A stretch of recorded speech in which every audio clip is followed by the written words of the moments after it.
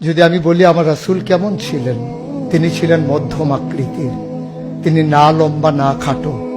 তিনি কখনো বা যখন হাজারো মানুষের সামনে দাঁড়াতেন, বিদায় হজের সময়ে 1,40,000 সাহাবা যখন ময়দানে, তিনি যখন আস্তে করে উঠে দাঁড়ালেন, ওনার চাইতে অনেক লম্বা লম্বা মানুষ থাকার পরেও অবাক বিস্ময়ে সবাই তাকিয়ে দেখলো সবার উপর দিয়ে যে মানুষটির মাথা মুবারক দেখা যায়, তিনি নবী মুহাম্মদুর রাসূলুল্লাহ সাল্লাল্লাহু আলাইহি ওয়াসাল্লাম। তিনি মধ্যম আকৃতির হওয়ার পরে সবার উপরে তার শির, সবার উপরে তার মাথা। সবাই অবাক বিস্ময়ে তাকিয়ে দেখলেন তার চুলগুলো হালকা হালকা কোঁকড়ানো। তিনি কখনো বা যখন চুলের ভিতরে তৈল দিয়ে আছড়াতেন, অবাক বিস্ময়ে মানুষ তাকিয়ে দেখতেন, মনে হতো চুলের মাঝে যেন মৃদুমন্দ ঢেউ দেখা যায়। তার কপালটা ছিল চওড়া শুভ্র, তার চোখের ভ্রুগুলো ছিল ধনুকের মতো বাঁকা, তার চোখগুলো ছিল টানা টানা ভাসা ভাসা, তার চোখের পাতাগুলো ছিল গোলাপের পাপড়ির মতো।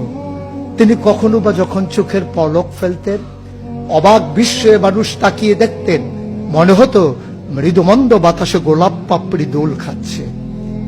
তার চোখের সাদা অংশ ছিল রক্তিমাভ সাদা, কালো অংশ ছিল তার কৃষ্ণ কালো।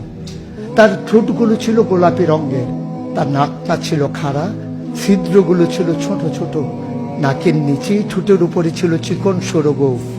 তিনি কখনো বা যখন মুচকি হাসতেন, তার গোলাপি রঙের ঠোঁট দুটো যখন একটু ফাঁক হয়ে যেত আর দাঁতগুলো যখন বের হয়ে যেত, মানুষ অবাক বিস্ময়ে খুঁজত কোথাও যেন বিজলি চমকিয়েছে। তিনি যখন প্রচন্ড গরমের মাঝে ঘেমে সিক্ত হতেন, কপালে তার মুক্তার দানার মতো ঘাম জমে যেত। তিনি যখন দৌড়ে দৌড়ে তার বিবিদের ঘরে যেতেন, আমাদের মায়েদের ঘরে, আল্লাহ রাসূল সাল্লাল্লাহু আলাইহি সাল্লাম ঘরে ঢোকার পরে মায়েরা দেখতেন কপালের মাঝে মুক্তার দানার মতো বিন্দু বিন্দু ঘাম জমে আছে। মায়েরা বলতেন, গুস্তাখি মাফ কর দিজিয়ে, বেয়াদবি মাফ করবেন, আপনি চুপটি করে একটু বসুন। নবীকে বসিয়ে ওরা ছোট্ট শিশি খুঁজে বের করতেন, অতি যত্নে পরম আদরে তার কপালের ঘামগুলো তারা শিশির ভিতরে ভরে মুখ বন্ধ করে রেখে দিতেন। ঈদ যখন আসতো, বিয়ে যখন হতো, জমানো ঘাম তারা আতর হিসেবে ব্যবহার করতেন। এ নবী তো সে নবী, হেঁটে গেছেন 1 মাস আগে রাত পথ ধরে, যাওয়ার পরে তিনি তো চলেই গেছেন।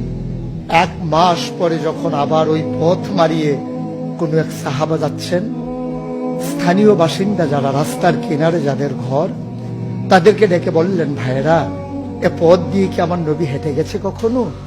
বলেছে, সে তো 1 মাস আগের কথা, তুমি বুঝলে কেমনে? মুচকি হেসে সাহাবা জবাব দিলেন, হেঁটে গেছেন 1 মাস আগে, কিন্তু আজও সেই পথে নবীর গায়ের জান্নাতি গন্ধ পাওয়া যায়।